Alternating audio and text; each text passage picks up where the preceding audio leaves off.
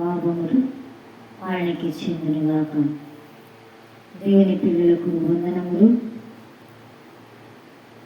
నోటి మాటల చేత కలుగు నొప్పి నీకు తగలకుండా ఆయన నిన్ను చాటు చేయడం.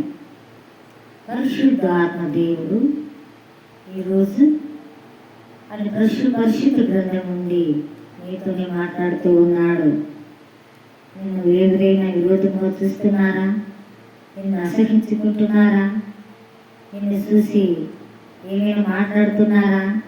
ఆ మాటలు నీకు తగలకుండా ఆయన చాటు చేస్తానని సెలవిస్తా ఉన్నాడు.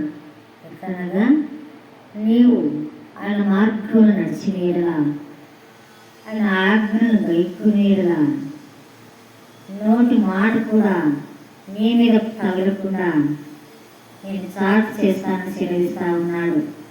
దేవుడు వాక్యము దీవించునుగాక.